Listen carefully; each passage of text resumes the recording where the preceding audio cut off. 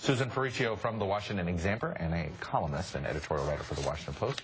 Ruth Marcus, so it's all Washington today, right? Really going to annoy the White House because it's Washington people talking about the White House. But no. What do people come here for? That's exactly right. Anyway, David, I think that today it seems like a lot of focus on the White House.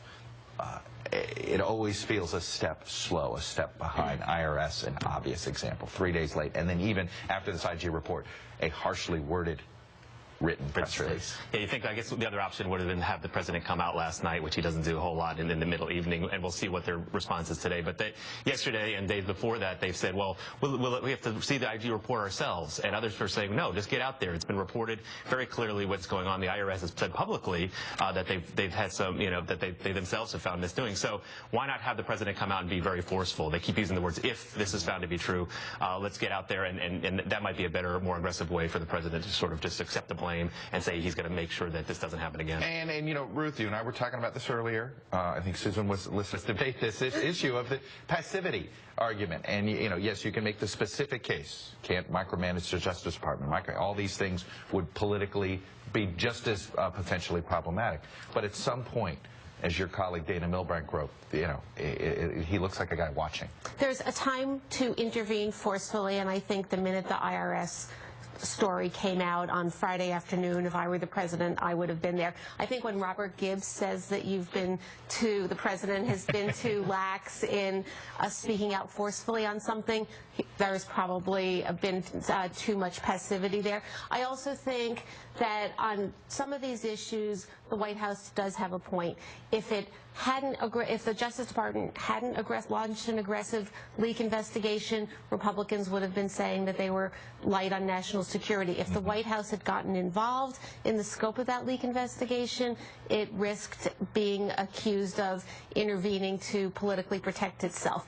So sometimes you need to jump in and sometimes you need to stand back. What do you make of it? I mean, when you were watching this and whether is it all in response or I see the politics of it. Yeah. Now look at how Hillary Clinton handled Benghazi, which up until recently she sort of did a brilliant job of distancing herself from it, preserving herself politically by not getting out front, not talking about it, not putting her hands in it and getting involved in the public eye. She's still sort of distant from it, although I think she's getting drawn into it. She's being drawn in now, but up until very recently she managed to really kind of stay clear of it, which was a great job for her politically.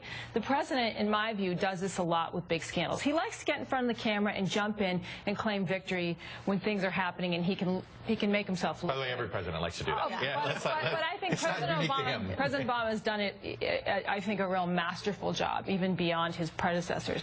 Now we have these, these triple scandals hitting the White House and Congress right now. The further he keeps himself away from it and talks about it like a problem below his pay grade and that something happened at a lower level, I think it serves him better politically. If he gets in and he's talking about it all the time, he's claiming it as his problem, I think that makes him look like he's to blame. And here he kind of keeps himself. Well, I agree that that's what he thinks, but he is the head of government.